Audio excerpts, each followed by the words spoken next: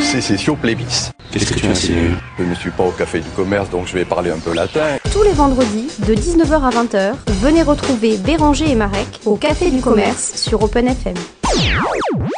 Alors Carlos, il était bien marrant quand même, hein, ce monsieur-là. T'as bien aimé? Ouais, en tout cas, on voit bien de manière humoristique. Donc il essaie de prévenir des méfaits de la malbouffe, hein, de trop manger, parce que ouais, voilà. Alors des fois on a tendance à en abuser, on en veut, alors que en fait l'estomac il en peut plus, quoi. Voilà, donc là on est en 78, donc on est vraiment, on se rend pas compte à quel point l'obésité par exemple va devenir une épidémie, hein, vraiment un risque pour la santé énorme. Ça monte vite. Et du coup, alors Carlos, pour les gens qui le connaissent, c'est le fils de Françoise Dolto, la psychanalyste, donc voilà, c'est vraiment un personnage. C'est vrai. Ça, je l'avais ignoré. Moi, je vous conseille d'aller voir des trucs sur Carlos. Alors, au-delà du fait que c'est un personnage, voilà, un petit peu humoristique, un peu bedonnant, il y a des côtés de sa personnalité qui sont assez intéressantes, quoi. Ouais. Donc, il est mort en 2008. En tout cas, ça nous fait une bonne transition pour le débat, le 8 mai. Une bonne transition pour le débat le 8 mai. Alors, on a décidé de parler de la malbouffe, de ses causes et de ses conséquences. Béranger, première question basique, est-ce que tu nous as trouvé une définition valable de ce que c'est que la malbouffe? Définition de malbouffe, oui, j'ai une définition. Alors, donc la malbouffe, donc c'est, si tu veux, c'est la nourriture jugée mauvaise sur le plan diététique, en raison notamment de sa faible valeur nutritive et de sa forte teneur en graisse ou en sucre. Donc par exemple les hamburgers, les hot dogs, les frites, les chips. Hamburger, ouais, c'est vraiment le symbole de la malbouffe. Voilà, ce sont les archétypes donc justement de la malbouffe. Donc en fait c'est les deux extrémités, hein. Soit tu manges trop, soit tu manges pas assez en fait. Voilà. Ok, bon. Voilà. Très bien, bon, petit éclaircissement assez net, mais alors moi la question que j'ai envie de te poser, enfin j'ai commencé à y réfléchir, mais comment est-ce qu'on en est arrivé là? Je veux dire, comment est-ce qu'on en est arrivé à manger des choses comme ça produites dans des grandes quantités qui nuisent à la santé? Alors, quel point d'explication tu donnerais, toi? Pour l'explication, je pense qu'il y a plusieurs facteurs qui peuvent expliquer pourquoi on en est arrivé là. Donc, d'abord le marketing des produits. Donc le lobbying de l'industrie agroalimentaire, hein, tout simplement. Donc les publicités à l'école, arrêt de bus, pages publicitaires sur internet, voilà, ils arrêtent pas de nous excusez le thème, de nous agresser carrément, hein. Non, mais ne t'excuse pas, t'as de la publicité agressive, tout simplement, voilà, ils arrêtent pas d'en vendre, et donc du coup, le pire c'est qu'ils attaquent les enfants à la source, qui grandissent avec justement cette culture-là. Donc il y a Ils ont le petit jouet dans le Happy Meal. C'est ça, exactement. Donc t'as ce facteur-là, t'as ce marketing là, et puis un autre facteur aussi c'est la croissance démographique mondiale. Donc il faut répondre aux besoins voilà, de consommation. Du coup on pourrait pas dire que bon allez, ça fait partie aussi des aspects un petit peu séducteurs, voire avantageux, pratiques, le fait que produire comme ça de manière industrielle de la nourriture, c'est quand même un avantage, quoi. Oui, c'est carrément, hein, c'est ça, parce que ça permet effectivement de gagner du temps, quoi. Entre deux rendez-vous, t'as le temps de manger vite fait un sandwich, tu peux pas rentrer chez toi faire un vrai repas, donc tu manges ton sandwich vite fait. C'est une solution efficace également, comme je disais, pour répondre aux besoins, pour répondre aux besoins de la croissance démographique mondiale, hein, on est de plus en plus nombreux et les gens ne peuvent plus se permettre de mettre 2 heures à faire à manger, quoi. Donc du coup, on est rentré dans ce cycle, voilà, dans ce système. Et puis aussi, hein, il faut l'avouer, manger bio, c'est pas donné, hein. Ça reste quand même un petit budget. Et aujourd'hui, la morosité, enfin voilà, la pauvreté ou si tu veux la précarité fait que tout le monde ne peut pas se permettre de manger un repas sain. Donc il y a tout ça qui a encouragé le développement de l'industrie agroalimentaire et donc de la malbouffe. Ouais, d'accord, mais j'entends tout ce que tu dis, mais au-delà du luxe de pouvoir se payer à manger bio, enfin en tout cas manger correctement, il y a quand même un danger, j'ai envie de dire, médical, quoi. Il faut quand même pas oublier que, enfin, la formule très célèbre, c'est on est ce qu'on mange. C'est-à-dire que vraiment, ce qu'on va ingérer dans notre corps, ça va faire un petit peu, ça va agir non seulement sur notre santé, mais sur notre limite sur notre personnalité. Bien sûr. Je sais pas si t'as entendu parler, toi et nos auditeurs, de ce livre de Julia Anders, une Allemande. Il est en tête de gondole en ce moment à la Fnac et dans toutes toutes les bonnes ou moins bonnes librairies, Le charme discret de notre intestin. Non, je connais pas. Eh bien, c'est vachement intéressant parce qu'elle reprend un petit peu plusieurs travaux qui ont été réalisés, dont les siens. En fait, c'est une jeune femme qui a eu des problèmes de peau graves, qui a révolutionné son alimentation et qui, à partir de là, s'est soignée toute seule, en fait, alors que vraiment elle était dans un sale état. Et du coup, ça l'a vraiment passionnée de ça. Elle a fait ses études là-dedans, elle a fait de la recherche là-dedans, et elle a mis en lumière plusieurs travaux et elle a découvert elle-même que il y avait tout un tas de signalisations neuronales qui existaient dans notre cerveau, dans notre lapsus, dans notre estomac. Dans notre estomac plutôt, ouais. Voilà, et qui servaient de connexion avec notre cerveau. Est-ce que tu savais, Béranger, par exemple, qu'il y avait plus de neurones dans notre estomac que dans le cerveau d'un chien?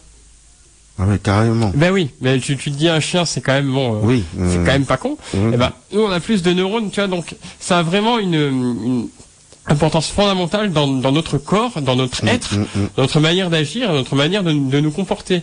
Bon, je vais pas rentrer dans les détails techniques, hein, vous irez voir ça sur internet, ou vous lirez le livre de Julia Anders que j'ai pas lu, hein, moi personnellement, j'ai juste vu le documentaire d'Arte, très sympa, Estomac, notre deuxième cerveau.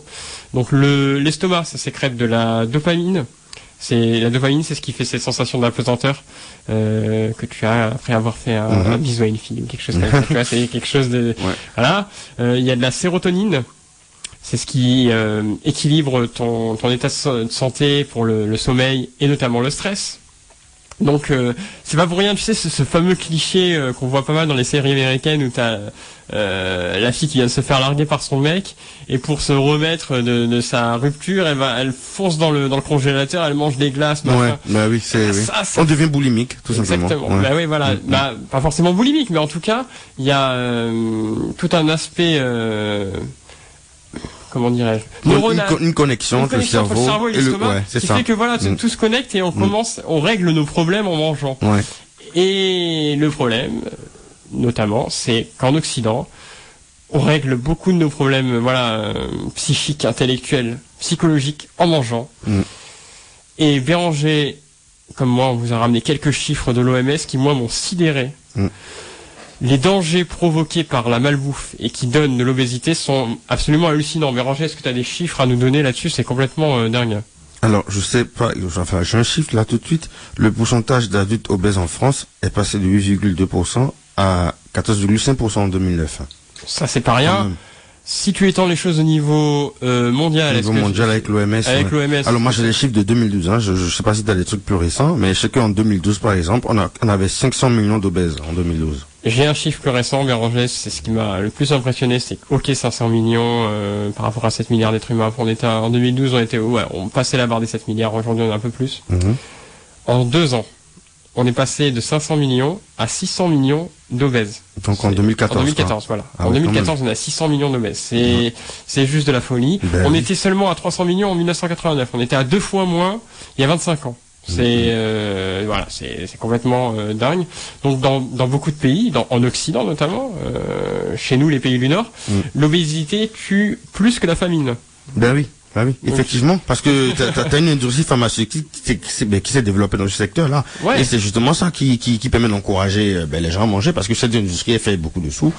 Par exemple, selon donc Global Data, on est passé dans cette industrie en chiffre d'affaires est passé de 1,4 milliard en 2010 à 3,4 milliards en 2016. Donc c'est une projection. Tu vois, il y a quand même voilà. Donc donc à côté effectivement de cette problématique là de la malbouffe, on a une industrie pharmaceutique qui s'est développée et qui encourage finalement ça, parce que voilà, c'est comme l'industrie des armes, hein, je dis ça mais je dis rien, mais voilà. Et là où il y a des guerres, on vend des armes. C'est le même système, hein, tout simplement. Petite prévision à rajouter là-dessus, en 2030, selon l'OMS toujours, hein, on vous sort pas des chiffres qui sortent de n'importe quel site farfelu sur Internet, non, l'OMS, l'Organisation Mondiale de la Santé, c'est des gens en théorie quand même, et ils ont plutôt tendance, je sais pas ce que t'en penses Béranger, mais à être assez optimistes généralement, hein, l'OMS c'est plutôt soft. 2030, selon l'OMS, près de la moitié de la population adulte mondiale souffrira de problèmes de surpoids. La moitié de la population, la moitié de la Terre souffrira de problèmes de surpoids. Donc on arrive à cette cette aberration complètement dingue, c'est-à-dire que d'un côté vous avez de plus en plus de gens qui meurent de faim, et de l'autre côté vous avez de plus en plus de gens qui meurent de trop manger. De trop manger, ouais. C'est quand même c'est un gros contraste. Hein. Il y a une infime minorité qui a un comportement, c'est peut-être un peu exagéré comme terme, mais comportement sain, en tout cas qui développe une relation à peu près noble avec la nourriture, qui survit entre les deux, mais sinon la nourriture est devenue un problème mais radical pour les femmes. Et justement parlant de cette minorité là, de mon point de vue, c'est pas qu'ils ont forcément fait le choix. Je prends l'exemple des pays du Sud, les gens ils mangent sain tout simplement parce que, et ça a été prouvé justement par un dernier, alors je me rappelle plus trop de l'auteur. En tout cas, il a été prouvé, et j'en connais l'exemple, puisque j'en ai personnellement vécu. Je suis africain, j'ai vécu ça. Mais je veux te dire, le continent africain, si tu veux, les pays pauvres sont les pays où les gens mangent le plus sain, tu vois, tout simplement parce que quand ils peuvent manger. Oui, voilà, parce que si tu veux, en gros, les gens ils ont pas les moyens forcément d'aller acheter dans le supermarché, donc ils ont un lopin de terre, ils cultivent du maïs, tout ce que tu veux, ils mangent ce qu'ils produisent. Donc finalement, ils mangent sain. Tu vois, c'est-à-dire les chiffres nous montrent aujourd'hui que les pays où les gens mangent le plus sain, c'est pas forcément les pays du Nord, mais c'est surtout les pays du Sud, parce que les gens ils ont pas autre choix que de manger ce qu'ils produisent, tu vois. Et donc quand tu dis il y a qu'une faible minorité qui mange sain, c'est pas qu'ils ont forcément choisi, tu vois. Je voudrais bien nuancer. C'est presque le comble, quoi. Voilà, ils ont pas forcément choisi, c'est parce qu'ils ont pas autre choix. Mais malheureusement avec le développement, donc avec la croissance démographique, la croissance économique de l'Afrique, aujourd'hui l'industrie agroalimentaire en plein développement. T'as KFC qui est installé au Ghana, tu l'as au Nigeria, t'as les fast-food qui sont en train de s'implanter en Afrique aujourd'hui. Et parce que t'as justement une classe moyenne qui émerge. Ce qui fait que finalement on est en train de rejoindre le wagon donc de ceux qui mangent mal, tu vois, finalement. C'est triste mais on y arrive. Donc effectivement l'OMS tout en étant optimiste a raison de prédire en tout cas qu'en 2030 on sera plus de la moitié, quoi. Je pense que c'est intéressant que tu parles de l'Afrique parce que malgré la violence de la chose industrielle, le fait que ce soit appuyé par des lobbies pharmaceutiques, je me dis mais comment on a pu en arriver là? Et moi, ma théorie, qui est partagée par d'autres, c'est de dire que le problème de la malbouffe, c'est avant tout un problème culturel qui nous a été directement asséné par les États-Unis. Ouais, c'est importé, oui, on est d'accord. Voilà. C'est les leaders. Je vais développer. C'est pas méchant, hein. Mais... Oui, attends, on va voir.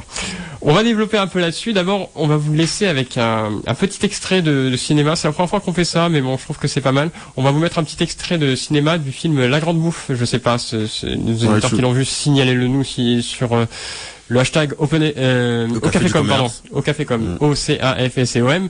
On va écouter ce petit extrait qui en dit beaucoup, à mon sens. On l'écoute.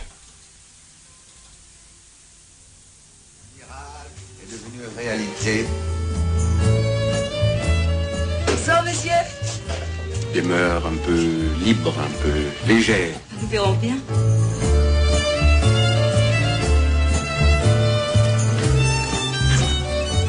Personne ne veut mon mariage. Permettez-moi de vous demander officiellement mariage.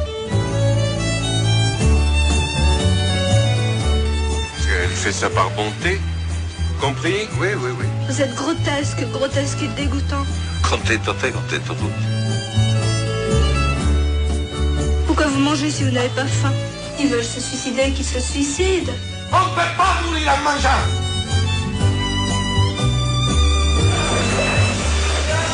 Tu mets des rondelles d'œufs.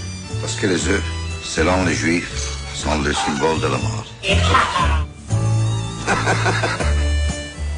Alors on a écouté c'est la bande-annonce que j'ai choisi parce qu'elle est vraiment significative à mon sens de La Grande Bouffe. De gros mots quand même. Hein. Ouais, il y a quelques gros mots, c'est pas grave. La Grande Bouffe, je conseille ce film aux gens qui ne l'ont pas vu. Je vais quand même vous donner le synopsis parce que ça gâche absolument pas la vision. C'est vraiment un film remarquable, rien que de réécouter la bande-annonce, j'en ai des En tout cas, ça donne envie. Je suis d'accord. Ouais, le film, ça raconte l'histoire de 4 hommes qui, fatigués de leur vie ennuyeuse et de leur désir inassouvi, décident de s'enfermer dans une villa pour ce qu'ils appellent un séminaire gastronomique, mais qui va ensuite se transformer en suicide collectif. Donc voilà, ça donne un peu le ton. Ils passent le vie à manger. Voilà, c'est-à-dire que c'est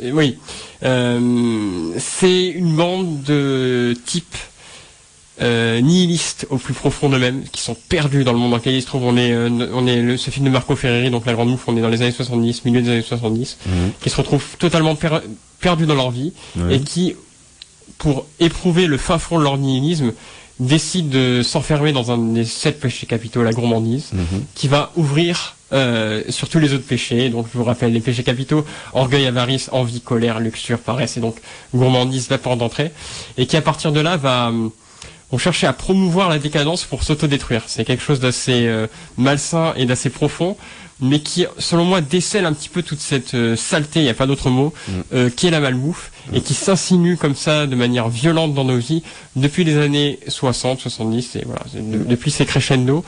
Alors comment on a fait pour accepter ça? Il y a un sociologue que je cite souvent à l'antenne, mais voilà, c'est mon sociologue de référence, qui s'appelle Michel Clouscar, et qui a étudié le plan Marshall. Tu vois ce que c'est le plan Marshall, Béranger? Bien sûr, oui. Le plan Marshall, c'est le plan d'aide à la France, des États-Unis. Après la Seconde Guerre mondiale, pour aider à la reconstruction de tout ça. Et donc, sous ces faux airs évangélistes de vouloir aider la population, de vouloir permettre au pays de se redresser, à l'intérieur du plan Marshall, cela contenait un processus culturel violent qui a littéralement envahi la France et qui ne lui a donné aucun choix pour maintenir sa propre culture, qui, dans son sein, permettait justement un équilibre alimentaire réel. Ouais. Donc voilà, c'est quand même pas rien. La violence qu'il y a eu dans les années 60-70 et jusqu'à aujourd'hui, qui nous ont été transmis par les États-Unis. Béranger, t'as quelque chose à... Non, mais je veux juste dire que oui, il y a cette influence effectivement des États-Unis qui demeure, hein, donc de la même manière que le continent africain est influencé donc justement par la France et le continent européen. On a tendance à vouloir consommer, à vouloir copier ce qui se passe ici.